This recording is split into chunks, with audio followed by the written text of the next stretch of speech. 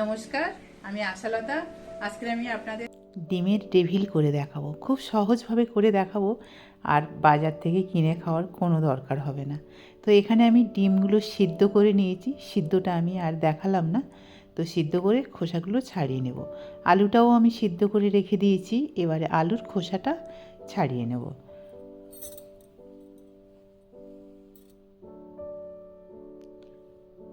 তো এখানে আমি 2টো আলু নিয়েছি আর 3টে ডিম নিয়েছি।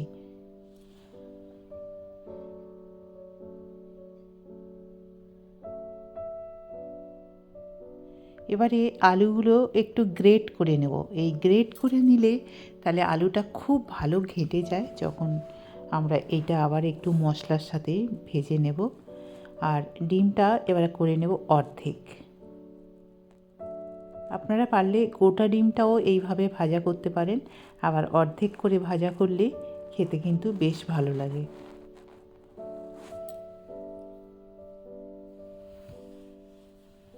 এবার এর মধ্যে দিয়ে দেবো একটু হলুদ আর একটু নুন দিয়ে দেবো। নুন দিয়ে এটা ভালো করে মিশিয়ে নেব। তাহলে কি হবে, ডিমটা একটু নুন ঝালটা ভিতরে ঢুকে যাবে ভিতরে, সেই জন্য এটা একটু মিশিয়ে নিলাম।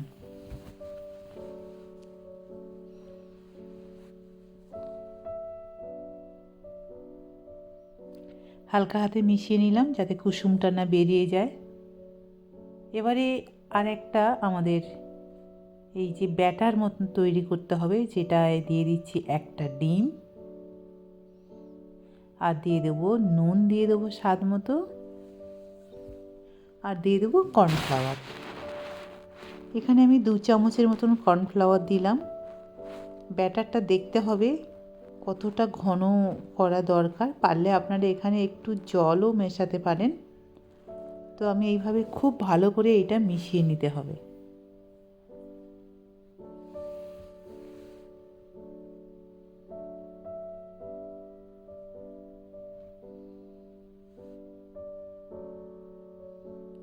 এবার এদিকে সর্ষের তেল দিয়ে জিরা ফোড়ন দিলাম, দিয়ে এবারে পেঁয়াজটা ভেজে নেব।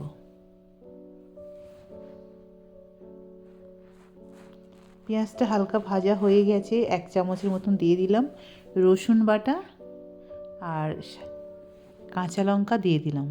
কাঁচা লঙ্কাটা সবসময় নিজেদের স্বাদ মতন ব্যবহার করতে হবে। এবারে লঙ্কা রসুন বাটা সব একসাথে আবার পেঁয়াজের সাথে ভেজে নিতে হবে। নিয়ে এখানে দিয়ে দিচ্ছি ধনে পাউডার, জিরা পাউডার, হলুদ পাউডার, আর দিয়ে দিচ্ছি একটু লঙ্কার পাউডার, দিয়ে আবার এখানে কষে নিতে হবে।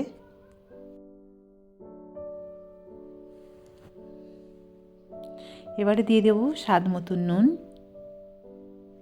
নুনটা কিন্তু আমরা প্রত্যেক সময় দিয়ে দিচ্ছি, ডিমটা যখন ফেটিয়ে নিয়েছি সেখানেও নুন দিয়েছি, আবার নুনটা ডিমের মধ্যেও দিয়েছি, সেই জন্য সেই মতন ভেবে নুনটা দিতে হবে। আর এবারে গ্রেট করা আলুগুলো এর সাথে এবারে ভালো করে মিশিয়ে নেব। আলুর মধ্যে যে ময়েশ্চারটা থাকে, জলটা থাকে, যাতে শুকিয়ে যায় সেইভাবে করে নেব এটা।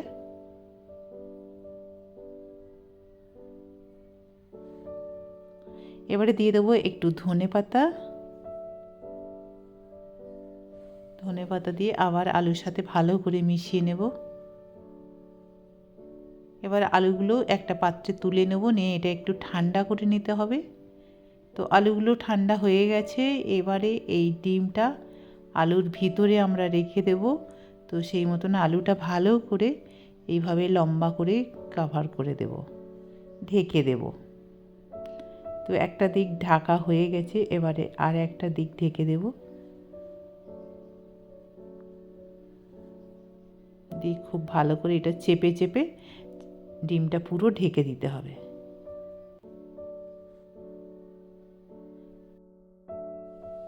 তো এটা ডিমের আকারে হয়ে গেছে, এইভাবে একটু চেপে চেপে একটু সুন্দর করে এটা ঢেকে দিতে হবে ডিমটা।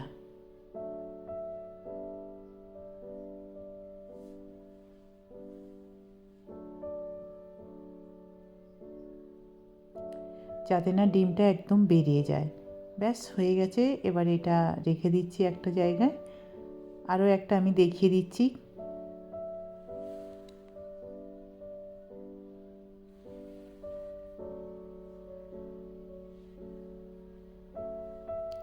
তো আলুটা যদি আপনারা ভাগ করে রেখে দেন তাহলে এটা করতে খুব সুবিধা হবে। এবার এই ডিমের ব্যাটারের মধ্যে একটু ডুবিয়ে নেব।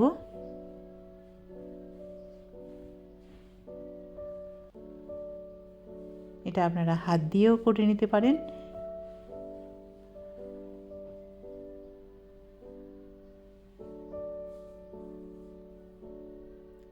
এবার এই ডিমের ব্যাটারে ডুবিয়ে আবার এটা আছে ব্রেড ক্রাম্ব।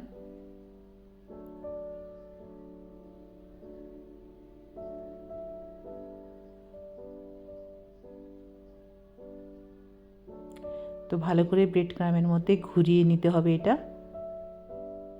নিয়ে, ব্যাস এইভাবে ভালো করে একটু চেপে চেপে নিয়ে রেখে দিতে হবে।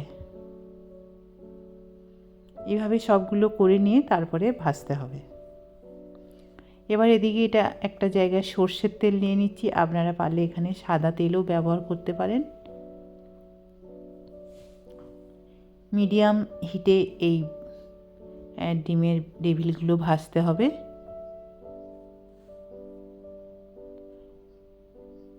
এরকম সোনালি আকারের করে ভেজে নিতে হবে। তো এটা সোনালি কালার হয়ে গেছে, এটা ভেজে নিয়ে নিয়েছি, আরও বাকিগুলো ভেজে নেব।